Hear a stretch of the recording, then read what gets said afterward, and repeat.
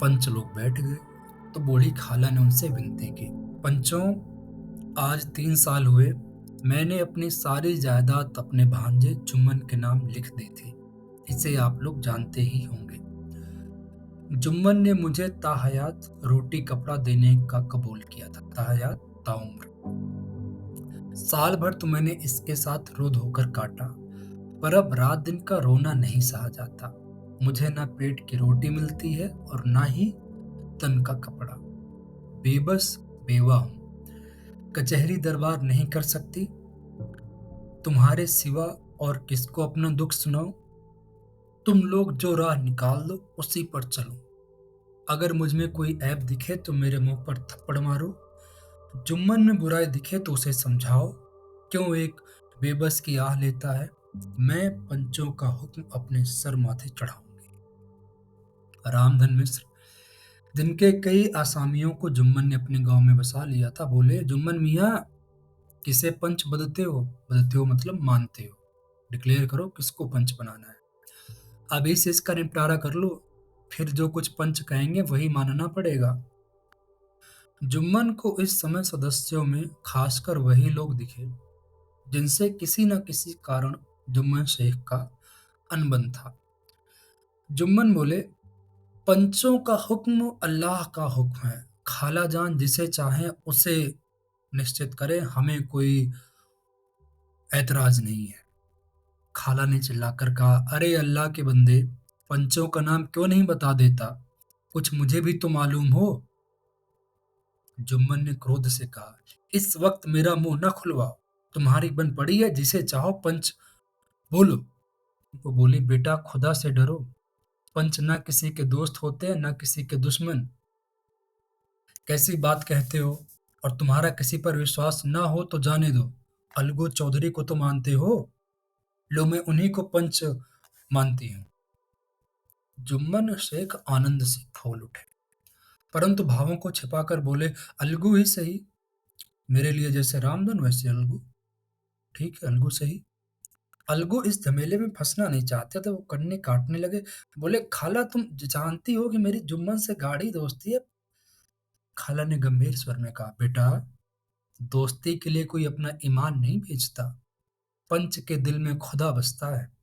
पंचों के मुंह से जो बात निकलती है वो खुदा की तरफ निकलती है। अलगू चौधरी सरपंच हुए। रामधन मिश्र और जुम्मन के दूसरे विरोधियों ने बुढ़िया को मन ही मन में बहुत कोसा। अलगू चौधरी बोले, शेख जुम्मन, हम और तुम पुराने दोस्त हैं। जब काम पड़ा तुमने हमारी मदद की और हम भी जो कुछ बन पड़ा तुम्हारी सेवा करते रहे हैं। मगर इस समय तुम और बूढ़ी खाला दोनों हमारी निगाह में बराबर हो। तुमको पंचों से जो कुछ अर्ज करना हो करो। जुम्मन को पूरा विश्वास था कि अब बाजी मेरी है। हालांकि ये सब दिखावे की बातें कर रहा है, अतः वो शांत चित्त होकर बोले, पंचों, 3 साल हुए खाला जान ने अपनी जायदाद मेरे नाम कर दी थी। मैंने उन्हें ताहयात कपड़ा देना कबूल किया था। खुदा गवाह है, आज तक मैंने खाला जान को कोई तकलीफ नहीं दी। मैं उन्हें अपनी माँ के समान समझता हूँ।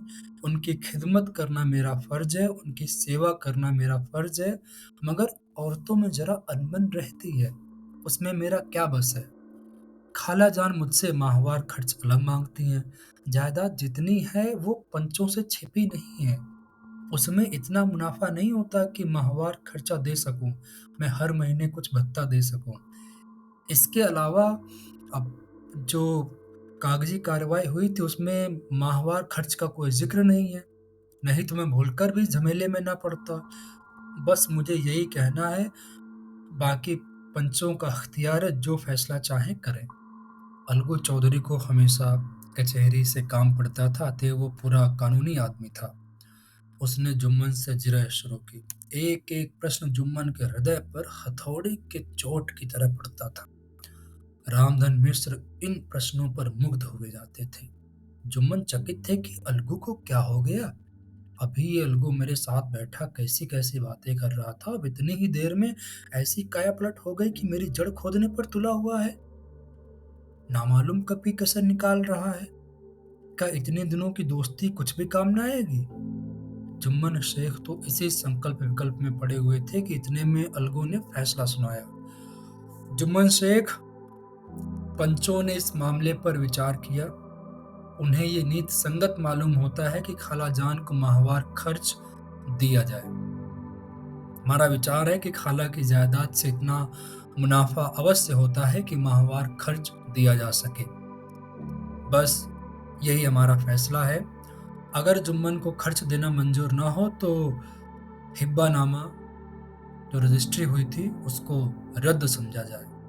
ये फैसला सुनते ही जुम्मन सन्नाटे में आ गई। जो अपना मित्र हो वो शत्रु का व्यवहार करे और गले पर छोरी फेरे, इसे समय के हेरफेर के सिवा और क्या कहेंगे।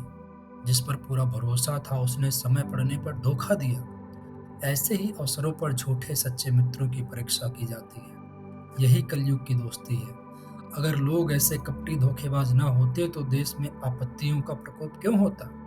ये हैजा प्लेग आदि व्याधियां दुष्कर्मों के ही दंड हैं।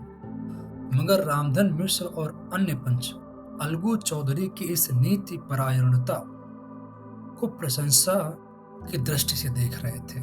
वो कहते थे इसका नाम पंचायत है। दूध का दूध और पानी का पानी कर दिया। दोस्ती दोस्ती की जगह है, किंतु धर्म का पालन करना मुख्य है। ऐसे ही सत्यवादियों के बल पर पृथ्वी ठहरी है, नहीं तो कब की रसातल को चली जाती। इस फैसले ने अलगू और जुम्मन की दोस्ती की जड़ हिला दी।